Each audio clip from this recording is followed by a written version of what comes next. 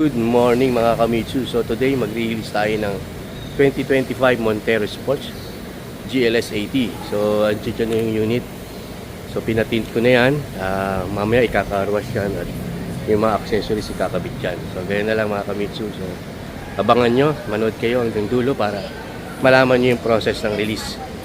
Shoutout pala kila Ma'am Michelle. So sila yung certified kamitsu natin for today. Hey ma'am, welcome to my vlog. Kamusta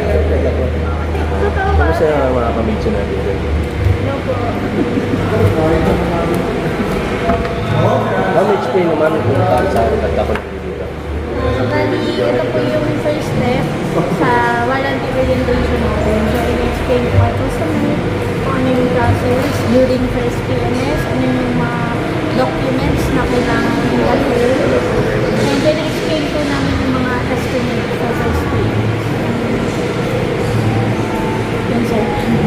Para aware po si customer kung ano yung mga documents na kailangan gawin at paano po yung process sa service.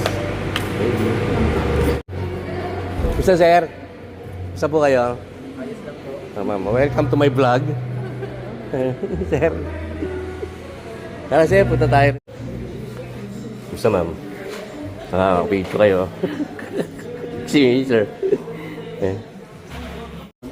Ayun o, mga kamitsu si ma'am. Michelle. Gusta? Mga kamitsu natin. Galing po si Sir. Number 1, highly recommended. Kita niyo naman.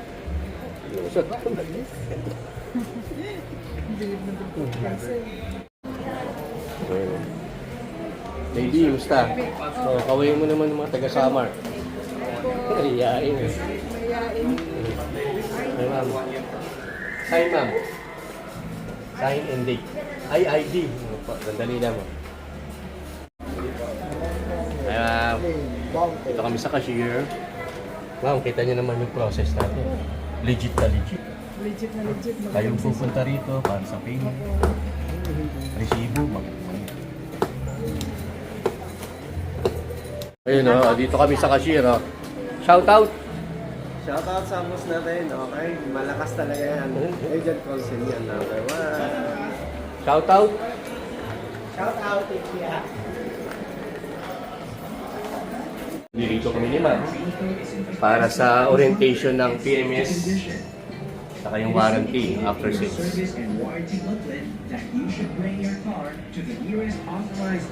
Lawan na lang si ma'am. Kasi mamaya madami, kayo ba? Mga kamitsu, dito si ma'am. Pumipirma po siya ng mga kontrata natin. Nandito kami sa finance. So, iniisa-isa natin ang pirma niyan. Ito ako sa CS. Hindi naman naka-play. Hi. Kamitsu. Kamitsu. Ayun, si manager. Legit, legit. Legit. Legit check. Number 1 vlogger in the Philippines. Ay ma'am, mga Kamitsu, ito na si ma'am, oh. Bagong certified Kamitsu natin. Tama naman masasabi niyo sa ating service? The best talaga, number 1. Yung sasakyan natin, okay ma'am, check nyo. Ganda ng kulay. Silver blade. Tuwang-tuwa yan, Sir. Sister. Sir, kamusta kayo dyan? Bakasyon na kayo? Size 8. Joke. Ayun, basta ma'am, pag may problema, any concern, bukas ang aking messenger. Number ko. Kung hindi ako makasagot agad sa gabi, malamang si sir kanina nagchat-chat sa akin, hindi ko masagot kasi takbo rin eh. So talagang gabi. Gabi ko siya babalikan. Maraming salamat. Thank you po, Sir. Opo. The best ka talaga. Kita-kita tayo ma'am. Meron pa tayong susunod na transaction eh. Opo. Diba? Thank you. Thank you, Sir. Walang problema kahit anong oras. Si Agent Paulsen handa sa lahat. Mitsubishi Dream sa pagkamay. Sa kanya siguradong alalay. Mga tanong mo laging sagot. Kay Paulsen walang komplikasyon. Tutulon tips bawat habang. Ikaw di maliligaw sa daan. Si Paulsen ang kaibigan mo. Sa bawat kotse handang tumulong.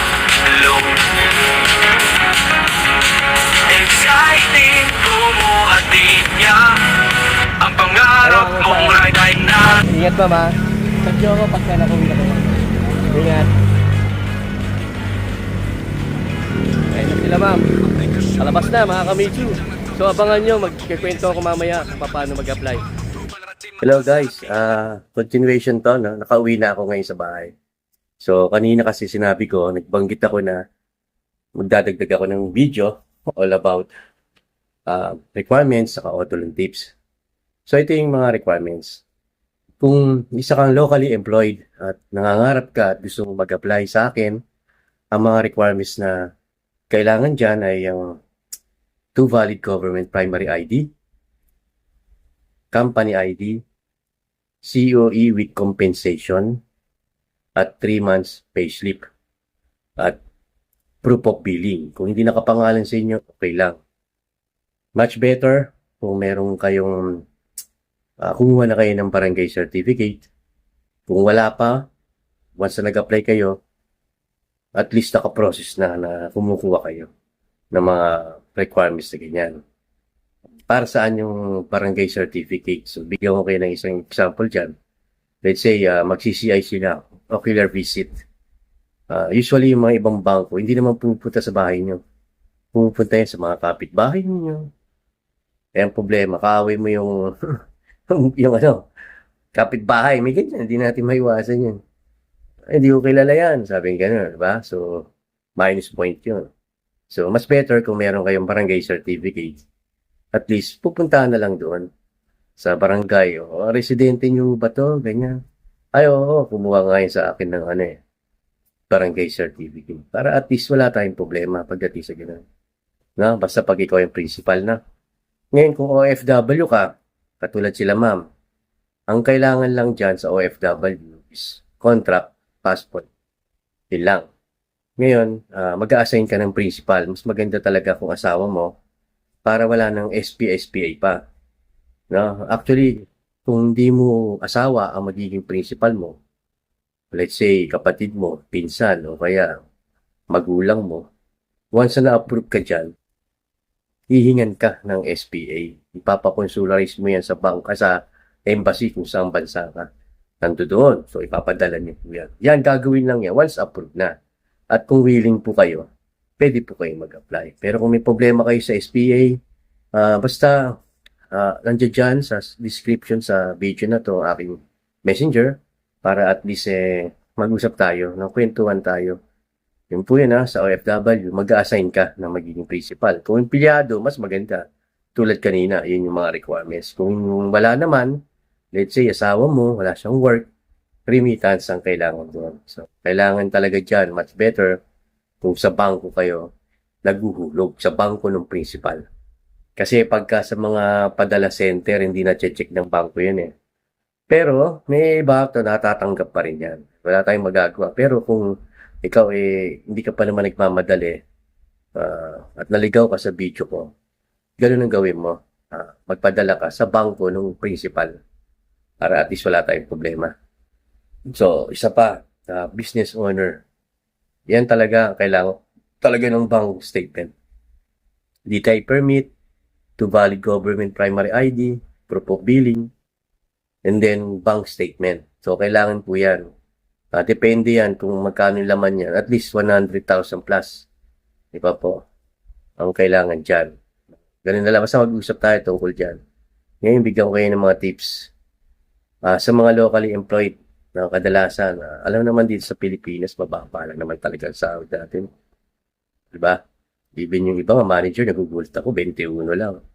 Yung manager to, iba, 45, 48. Maliban na lang kung freelancers ka, BPO. So, medyo mataas ang salary nila. So, kung regular employee ka, mas lalo sa private, ganito yan. Ang sahod mo, let's say, 21,000. Hindi pa kasama ang OT dyan. Di ba po? Ilagay natin dyan. 13-month pay, i-divide mo sa 12, ilagay mo dyan. Totoo naman kung sinabi ng bangko, bakit ganyan lang? May 13-month pay po yan. So, i-divide natin. 14-month pay. Allowances. Alam mo naman, uso rito sa Pilipinas yan. Hindi na babaan yung basic pero ang taas ng allowance. Para nga maliit yung tax. Ganun yung iba eh. So, ganun yan. So, i-declare natin yung gross. Na? Walang problema ron. So, kasi yung iba nga, 21,000 lang pero na-approve. Diba? Depende po yan. May points din kasi kung saan kayo nakatira. Opo. Kung gusto nyo malinawagan kayo pagdating sa... Kasi may lugar na hindi na-approve. Totoo yan mga kamitsu. Alam ko yan. Pwede nyo itanong sa ayaw kong i-broadcast dito. Baka ano tayo eh. Mapahiya naman yung mga nakatira doon. Pero kung gusto nyo malaman, nandiyan yung messenger ko, i-click nyo lang yan at sasabihin ko yung regarding dyan. Saka iniimbitahan ko kayo na mag-subscribe at i-comment nyo lang dito sa baba para meron naman akong topic, no, about sa auto loan tips. Kasi importante sa akin yan, napabago-bago yan, no, para matulungan ko yan. So congratulations kay Ma'am Michelle, Mr. and Mrs. Acebo. Sila po yung certified Kamitsu namin for today. So nirelease natin sila ng Mitsubishi Montero 2025 Montero Sports GLS80. So, thank you sa video ang nag-approve. So, thank you Sir Mark. So, ganoon na lang, inimbitahan ko kayo. Yung ano pala, sa mga freelancers, gusto ko yan. No? Gusto kong explain pero mahaba eh. Masyado nung mahaba ng video na to. Pero basta locally employed, OFW, business owner, freelancers, BPO, teachers, nursing, mga ganyan. Kung gusto niyo mag-auto loan, nandito sa Agent Call Center, willing pong tumulong sa inyo. Basta mag-subscribe po kayo para updated kayo sa lahat ng video ko about sa Mitsubishi models, upcoming models, at marami pang iba. At yung auto loan tips ang importante.